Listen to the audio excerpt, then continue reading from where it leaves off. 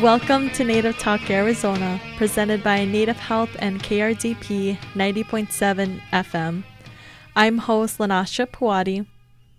Later in the show, we'll learn about advanced Native political leadership with Jordan James Harvill and Brian Garcia, and I'll chat with Sean Rayland-Boubar, social entrepreneur, streetwear designer, and the owner and founder of Red Rebel Armour. National Native HIV/AIDS Awareness Day is designed to encourage Native peoples around the United States to get educated, get tested, get involved in prevention, and get treated for HIV. Here to tell us more is Shane Sangster, practice manager at Native Health. Hello and welcome to our show, Shane. Hi, thanks for having me, Lanasha. Absolutely. And to start off, can you let us know what is National Native HIV/AIDS Awareness Day?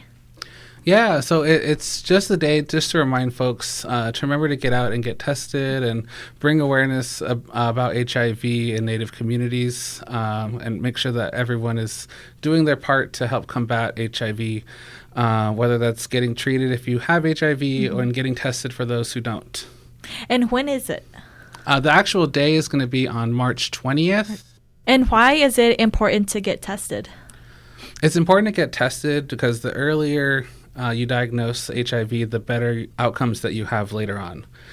So if someone is left untreated for a long time, HIV does cause a lot of harmful effects, but when it's diagnosed early, we're able to treat it and make sure that you can live long and healthy lives. A lot of times people think like if you get HIV, it can be a death sentence, but that's not the case anymore. With the new modern technology, people just have to take one pill a day and they can live happy and healthy and they won't have any impact of HIV and they can't transmit it to their partners. And how has HIV or AIDS impacted the Native communities?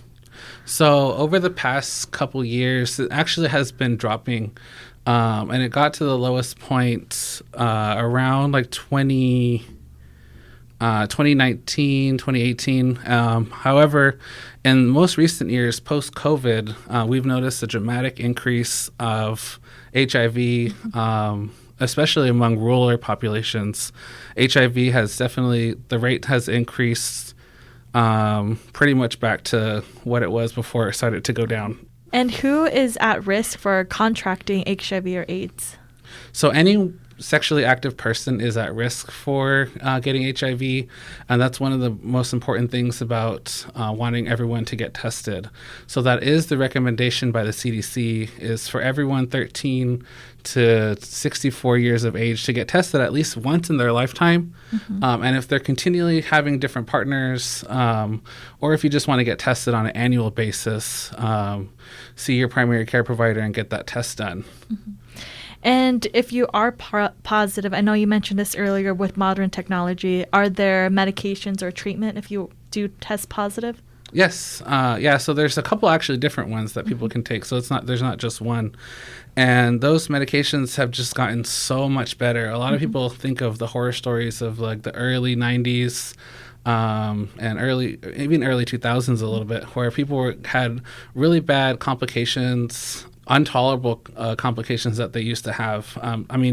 Today's modern technology has reduced all those complications down to like maybe an upset stomach for some folks. Some people still have larger complications, like everyone, but for the majority of people, it's pretty much very, very, very, very minimal impact on their daily life, and they can take the medication and it's well tolerated. And since National Native HIV Awareness Day is coming up, is Native Health having a testing event? Yes. Native Health is having an event on March 20th. So it's going to just be a testing event where we're providing lunch for folks. So if anyone wants to come over and get lunch, we're holding the event at the central location on 4041 North Central, and then our Mesa location on 777 West Southern Avenue in Mesa. And we're also giving out a $5 gift card for those who want to come out and get tested. So we encourage everyone to come out. Anyone who gets tested does get that $5 gift card. And do you have to pre-register? You do not. So we're taking walk-ins. Anyone can just pop in and ask for a test, and we'll get that test done for them. Oh, wow. That's awesome. And does Native Health offer testing any other days and times? We do, but primarily with your primary care provider. Mm-hmm. So, and if you have a primary care provider here, we encourage that you just make an appointment, and you can ask your provider about preventative testing. And does Native Health have any services for individuals who test positive? We do. So we have a large variety of different providers with Native Health, both actually at all locations at Mesa, Central, and our West Clinic, who can provide HIV treatment for the patients. And finally, how can our listeners find more information about the Native HIV/AIDS Awareness Day, and how can they contact you, or who can they contact for further questions? So they can just call the main line, 602-279-5262, and they can get scheduled for an appointment if they're looking to get scheduled. If they want to hear more about HIV, we do have our event coordinator. She's been really great at getting everything organized. I know she organizes HIV events across Maricopa County already. Her name is Millie Garcia. So if anyone would like to get connected with her, they can do that as well. So for the finding additional resources online, you can search. There's an easier acronym to understand. It's NHAD, NNHAAD. If you search the acronym for it, it will definitely pop up with a lot of good information. I know the CDC has good articles about HIV among Native Americans. And we also have the state resources as well. The state publishes a comprehensive HIV assessment every year. The most recent one that they published for 2023 actually has a good section for Native Americans and what HIV looks like in rural communities and urban communities.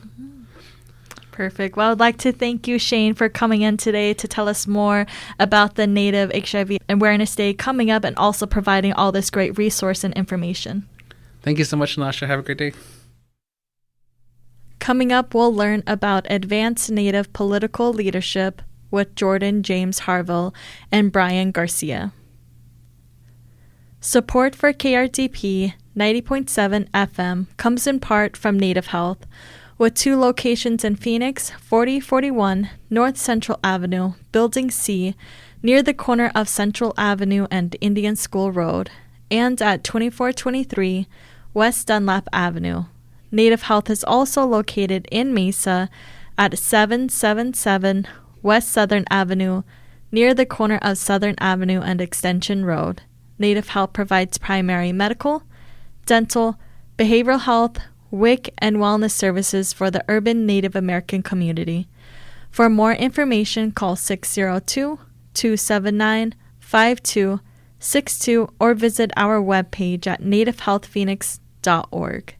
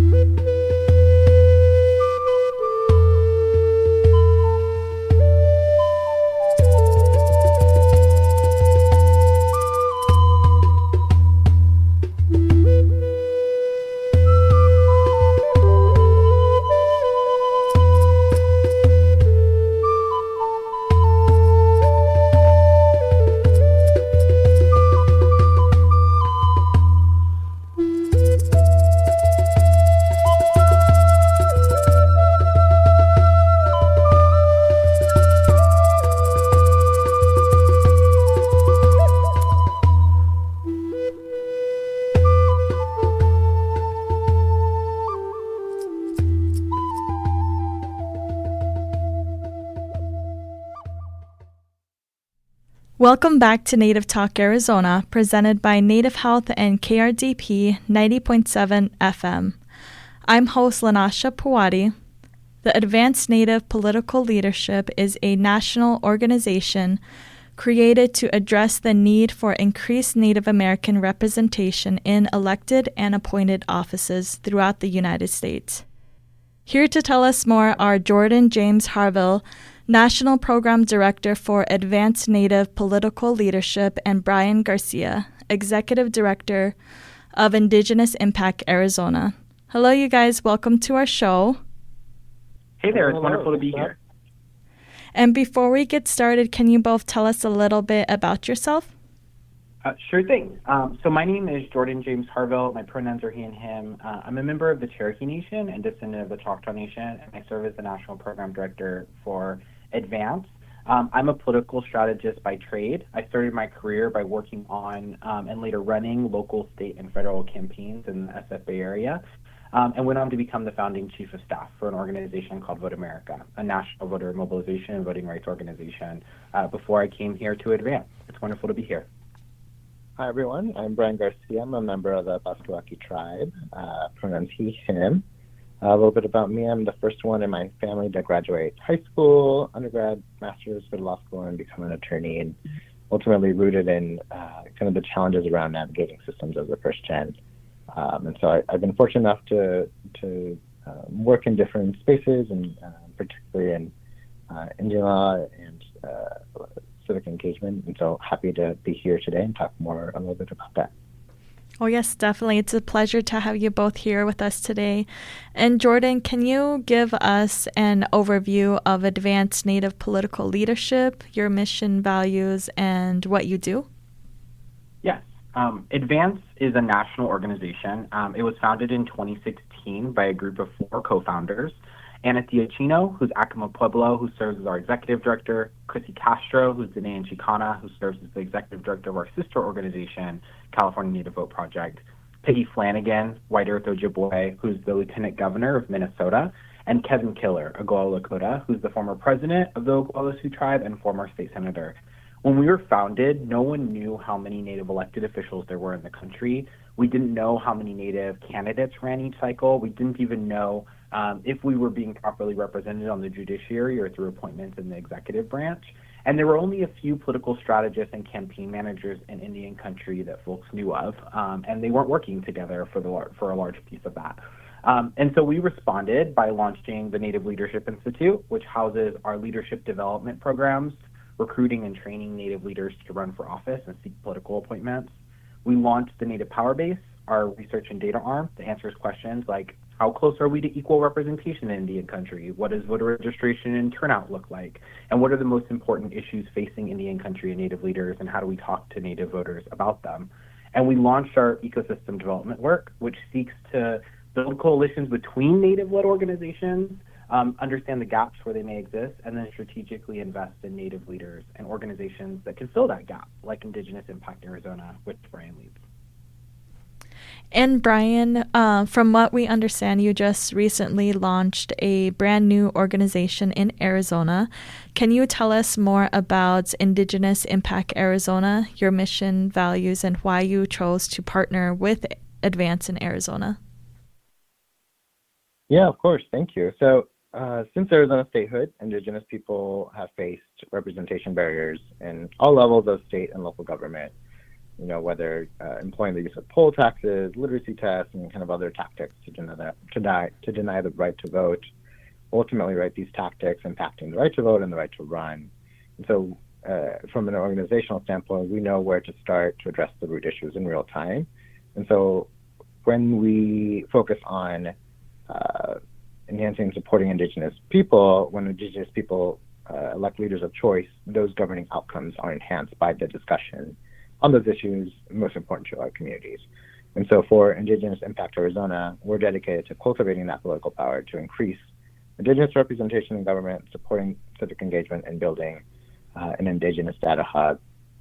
And really coming down to the work that, and aligning with the work that Advance has done and continuing to do, and looking forward to building out that partnership and working collaboratively with them as we continue growing. Oh, yes, definitely. It sounds like these are both great resources, and kind of diving into the Advance. Jordan, why is it important to increase political power building and leadership recruitment in Native communities? Native communities, whether you live in a city or on the res, live on the front lines of some of the most pressing fights of our time. For our planet, for our democracy, for our ways of life. We're one of the most critical voting blocs in some of the most important states in the country, including Arizona, which I'll remind everyone decided the 2020 presidential election, and Indian country cast the deciding vote.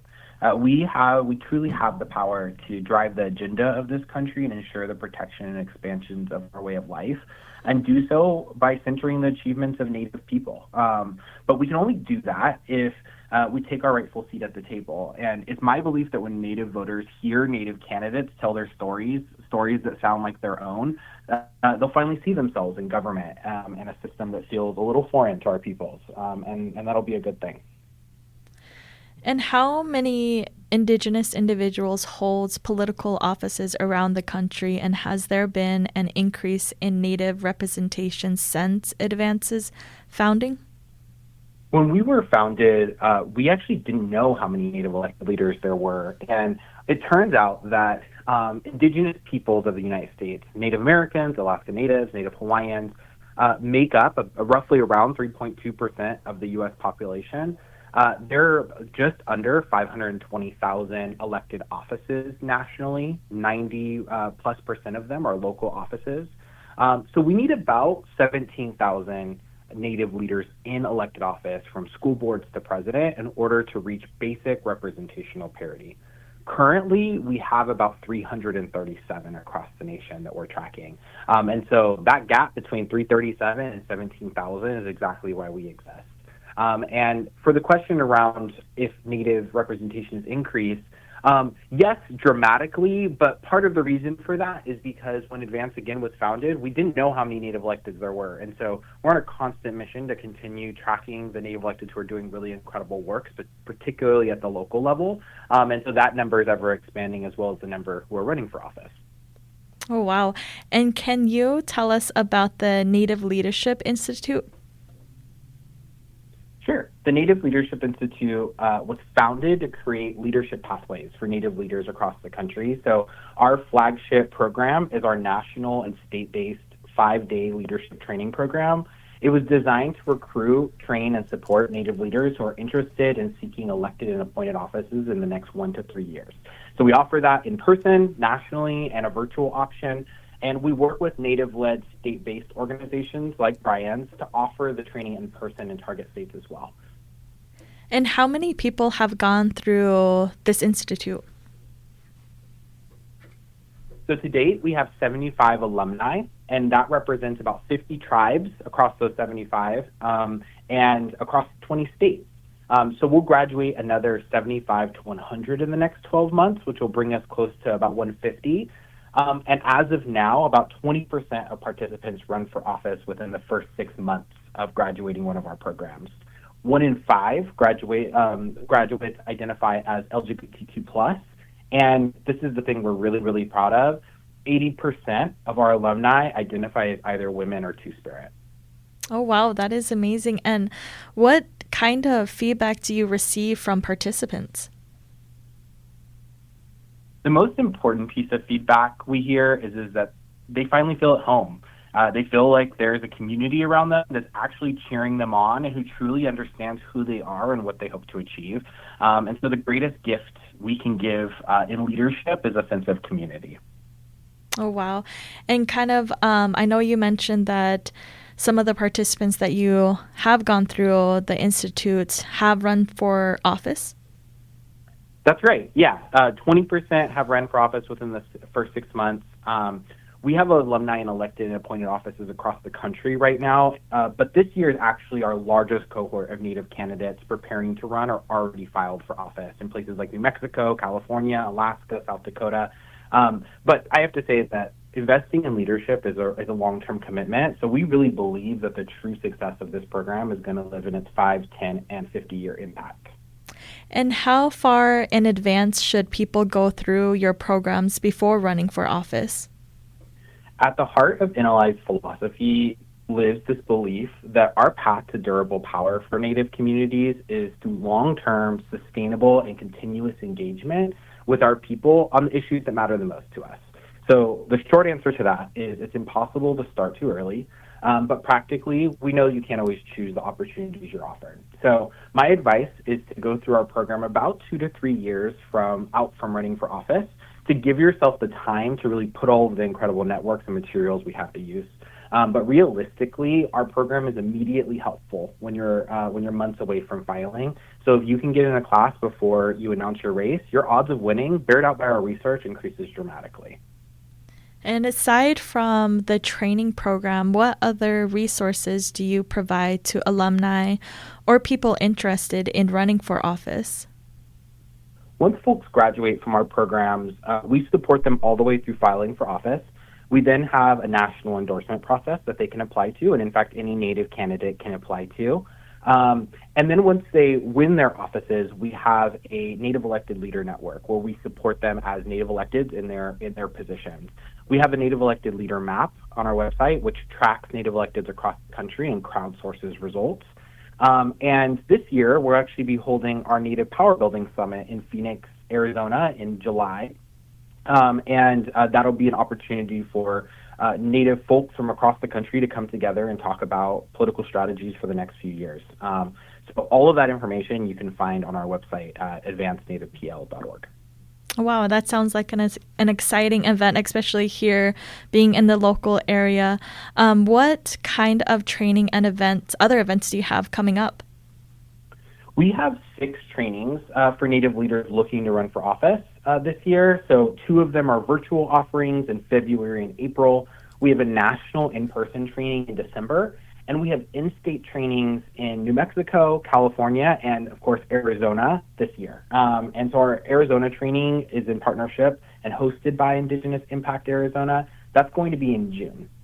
So, Brian, what is the current state of Native representation in Arizona?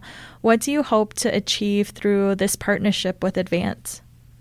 Yeah, great question. So thanks to the work that Advance has done, it allows us to have a better picture of Native representation in Arizona, because even here, right, we have some challenges of identifying it and trying to build that out.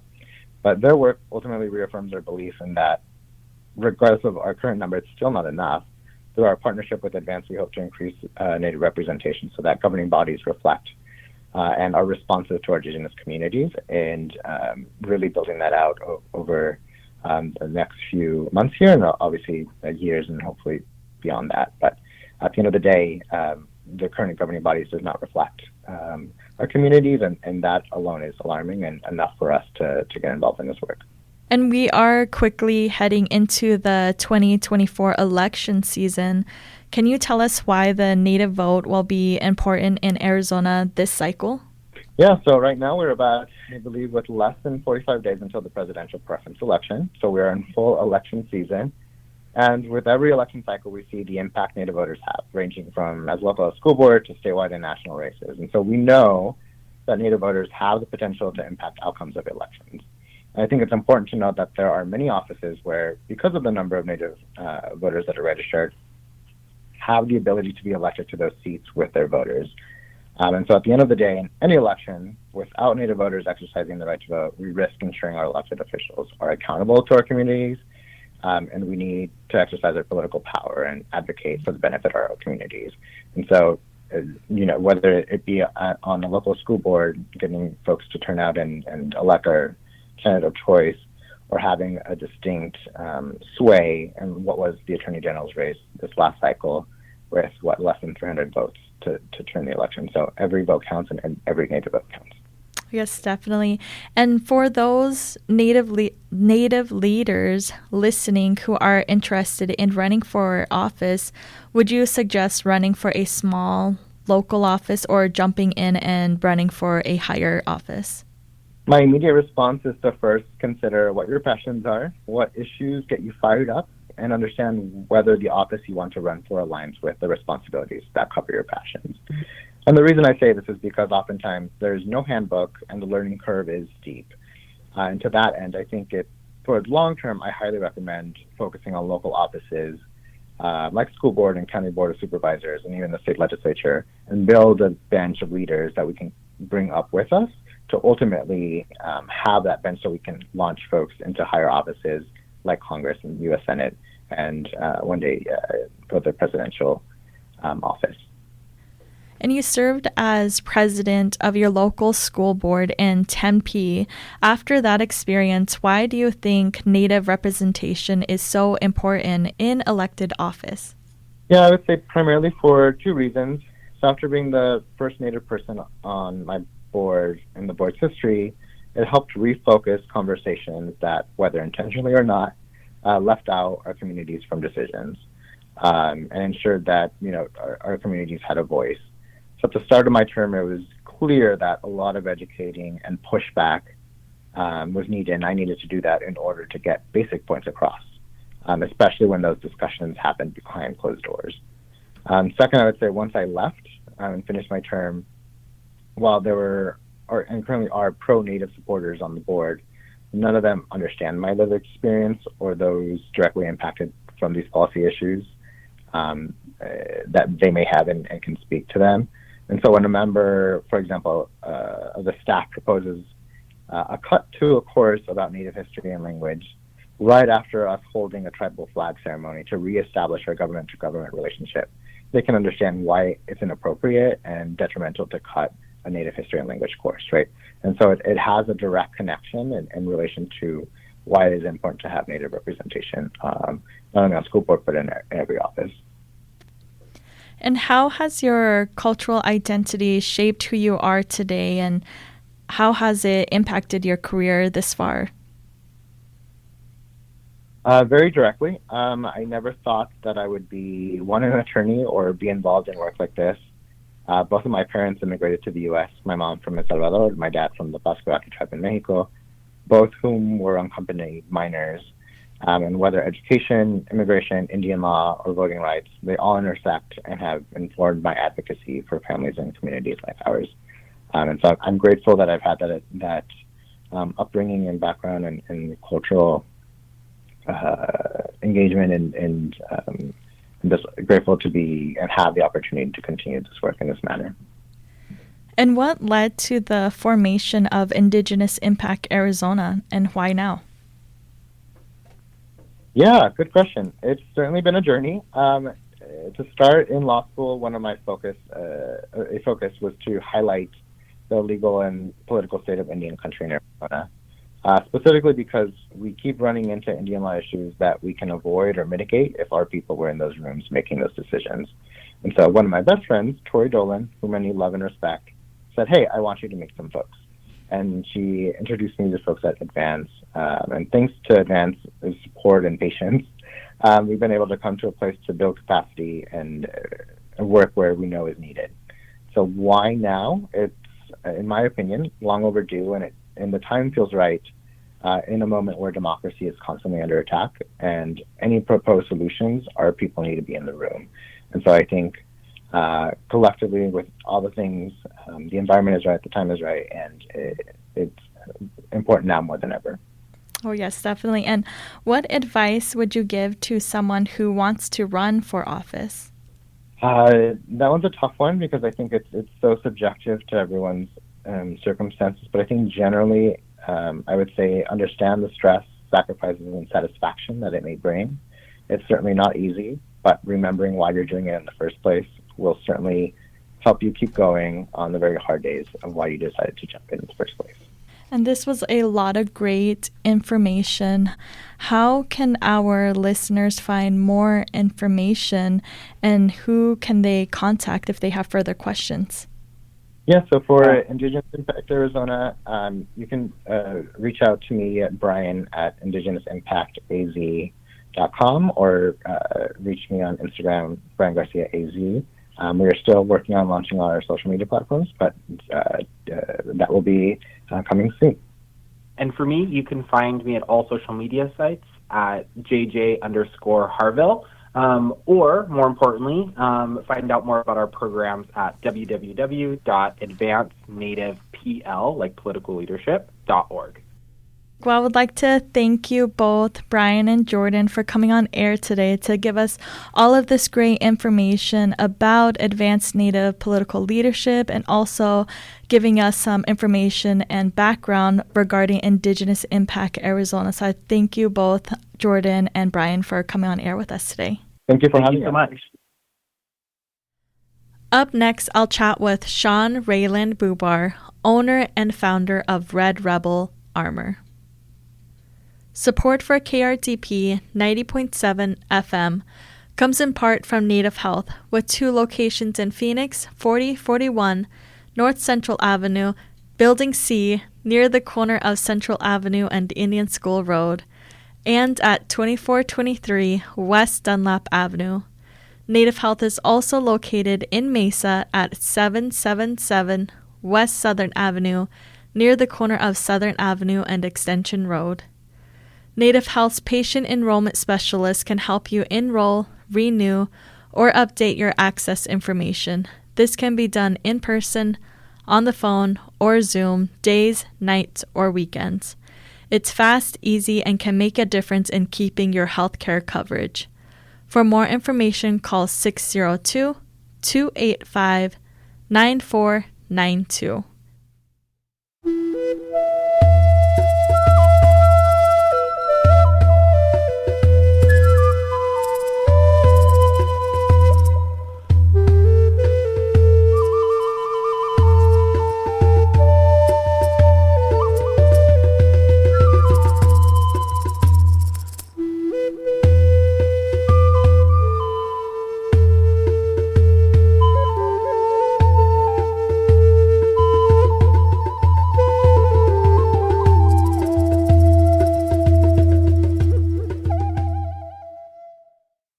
Welcome back to Native Talk Arizona, presented by Native Health and KRDP 90.7 FM. I'm host Lanasha Puwadi. Sean Rayland-Boubar is an Anishinaabe social entrepreneur, streetwear designer, and owner and founder of Red Rebel Armour, an Indigenous-led streetwear brand located in Winnipeg, Canada. Hello, Sean. It's an honor to have you on our show today. Yes, it's an honor to be here. Big much for reaching out and allowing us to come and share our story. Oh, yes, definitely. And before we get started, can you tell us a little bit about yourself, your journey, and your background? These days, I'm a proud Anishinaabe father. I have 9 beautiful daughters, and I'm having a son on the way, so looking forward to that. And social entrepreneurship is very important to me. And the reason being is, I'm from the inner city in, the region I grew up in, Winnipeg, Manitoba. Just growing up around there, seeing a lot of the socio-economic factors that, our people are faced with, challenged with. And so growing up, I did get immersed in that. I'm an ex-gang member. I'm an ex-addict.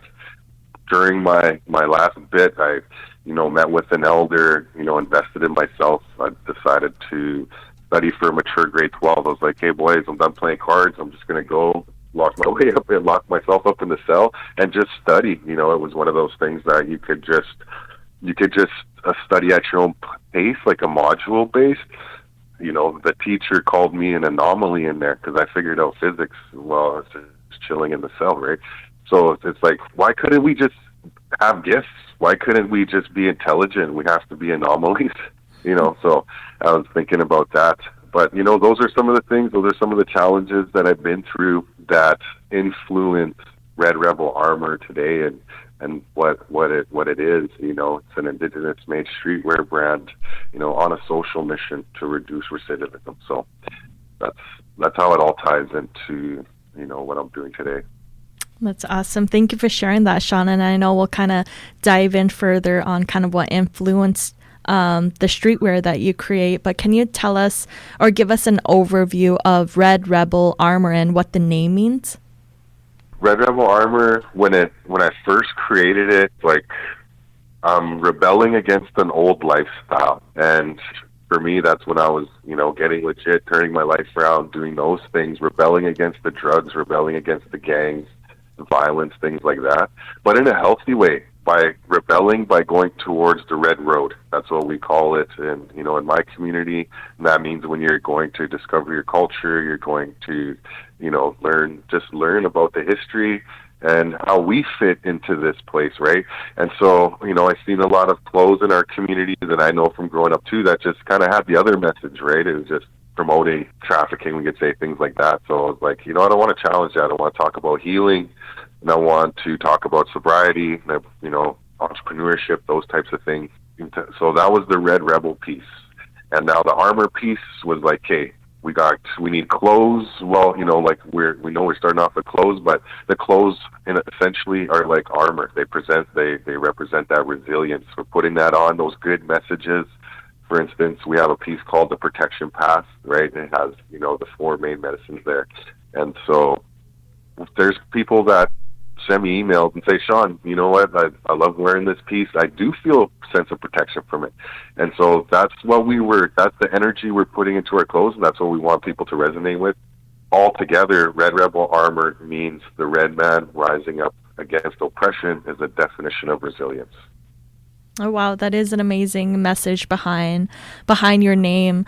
Sean, how do you incorporate your Indigenous heritage into Red Rebel Armour? I don't think of it as something that's separated. Like, okay, now I gotta put Anishinaabe culture into this design, or I gotta do it like this.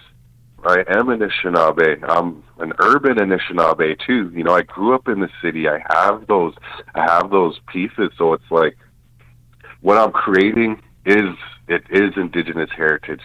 What we're doing here, especially in Canada, given like the Hudson's Bay and all that stuff, this is the modern day fur trade. That's what I tell people. We're still fur trading, except it's called streetwear, and it's on T-shirts and hoodies. So we're still doing that. But when I think of my journey on the Red Road and having, my spiritual experiences, things that I've learned with elders from my community, I like embedding those in there, like the protection path, like the 4 sacred medicines, like tobacco, sage, sweetgrass, and cedar, like those things in there. And so if we're incorporating it, it's visually, it's, the product descriptions, because we're sharing those stories, and also just sharing our experiences through social media. Also on the pieces, like I have a piece that's called Resilience is My Medicine, and that piece is it has a sneaker shoe in it. It's an RRA sneaker shoe that we just created for art, but that represents me growing up in the city and having the feather above it. That's connecting to culture, and that's combining the two. And then I have like red feet that go around it, and it says Resilience is My Medicine, but that's walking the red road now. So it's kind of like a 2-eyed seeing approach. It's like combining modern, what's going on modern, and just, bringing those teachings in, and also some symbols, bringing in symbols. And I was just thinking about it today. Like, what does Indigenous made mean? That's what I was thinking. I created a video for it that I wanted to share. But, it's like Indigenous made means that we're the ones making it. We're the ones behind it. The ideas, the money's going back into the Indigenous community. What you're receiving as a product is authentic, But we're also inclusive, I could say. Like, we work with non-Indigenous people too, because we understand in order to maximize our impact, we need to build those relationships, and it's about kinship. So so in terms of growing, like, I didn't want to pigeonhole ourselves too and just kind of get stuck, because what are we really trying to do? We're trying to advocate for our cause, but we're also trying to make people aware of, and to help them understand, some of the issues, but also some of the culture too, right? Oh yes, definitely. That is such a great way to bring awareness to all of those great topics, and to your heritage, and sharing it with everyone. So what influenced or encouraged you to create streetwear? Given my background, I've always been into that type of style, always watching hip-hop and heavily influenced by hip-hop culture. So it was like, hey, I'm coming out of this, let's just say, this phase or this darkness, coming out of that and kind of seeing, holy shit, like I was kind of just playing into the hands of my environment. So coming out of that, I'm like, hey, streetwear is still a cool thing with youth and everything too. So it's like a gateway to get that message across in a good way. You know what I mean? So I'm like, that'll be a good vessel to carry our message. That's how I felt about streetwear, and it was just really relatable to my background. And I recently took a streetwear course.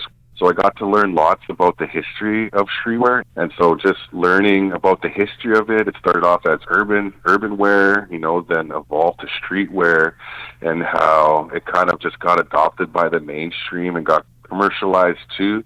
But where it really had its roots was with the grassroots people, right? And so that's so important to us, because that's what we are. That's what we're proud to say. We're grassroots people. We're from the community. We're trying to help the community that we're from.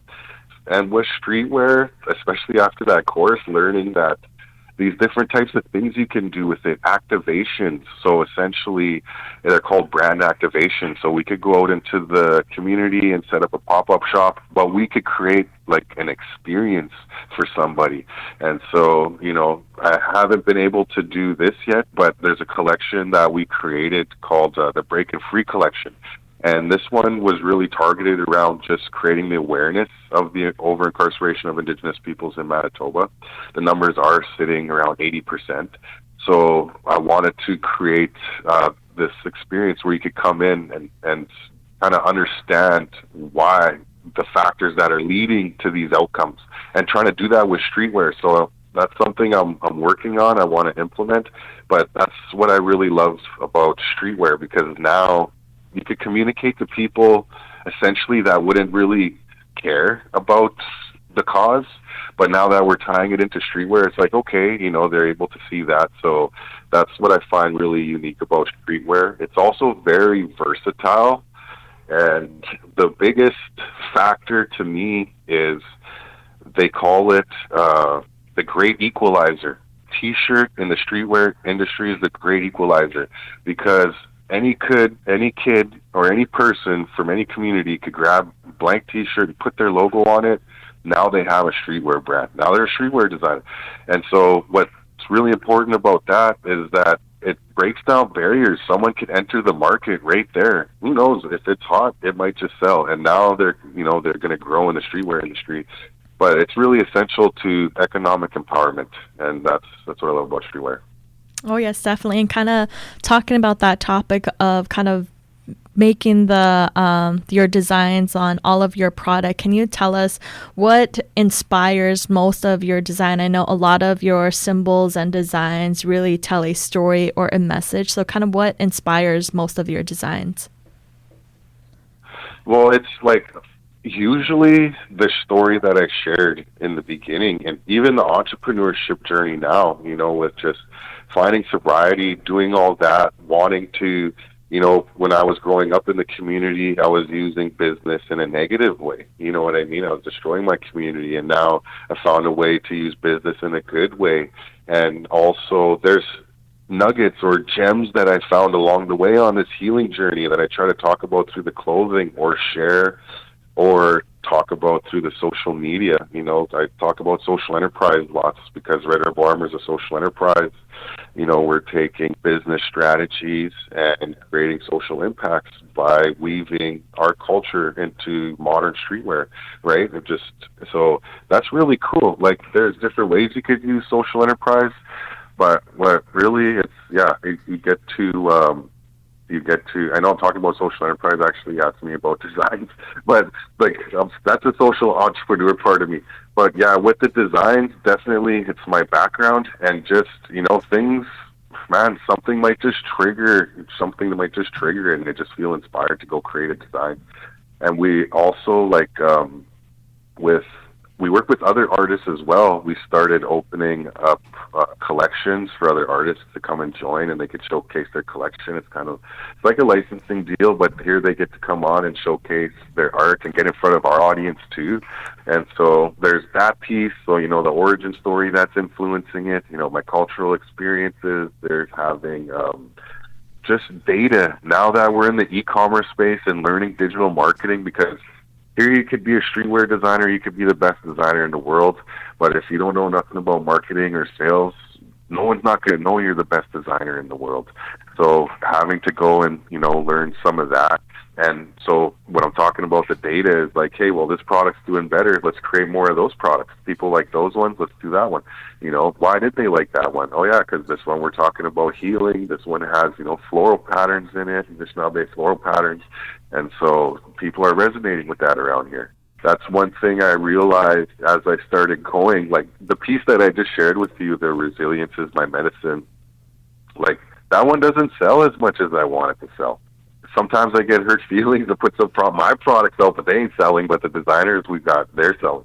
You know, so it's just how it is. But I was through some of the learning through streetwear. They're, you know, some of the gurus, they're mentioning that 10% of what you create will be for you in your brand. Like what I'm talking about, the origin part of it, and the other 90% is going to be what the market needs because it's a business, right? And so you kind of have to try and meet that balance. I've noticed that one of the social impacts today on your website, you mentioned that you were able to create one full-time job. Can you tell us more about how your company has evolved? We were at the Social Enterprise Center, 300 square foot office. You know, our first relative, Justin, that's where we were working. You know, Justin just kept showing up, and we just kept growing. And so as he kept showing up, I realized, okay, I need to create this to be a better employment opportunity, because at first it would just come in, you know, you're just coming to heat press and putting products together. Then people started learning how to operate Shopify, right? And fulfill orders, so they're learning that with the day-to-day operations, and then moving on to inventory management. We have an inventory management software, so here we're learning, you know, inventory management, Shopify, and the production side of it, but also doing designs. Now, we had to, you know, we went out and won a pitch competition. Actually, in 2023, we won a pitch competition, the Powwow Pitch. It's a national competition across Turtle Island. We won second place, and we used the money from that to get into a warehouse in 2023. That was last year in February. So we're almost coming up in a year that we've been to that warehouse. And so we went from a 300 square foot space with, you know, one employee and a few part-time employees to a 2,300 square foot warehouse with, you know, way more inventory, more employees. We're up to 9 employees now. Plus we have like, you know, virtual assistants online, things like that to help us navigate, you know, this digital place. And, yeah, so we're just in there working, and now because we're so social focused, we're trying to develop other types of jobs that might not even be related to clothing, but at least there's still employment opportunities, because that's what we need out here. We need jobs. There's a huge poverty crisis, so we need jobs. And so just trying to do other things within the social enterprise space, but streetwear, that's our main thing, and that's our main focus.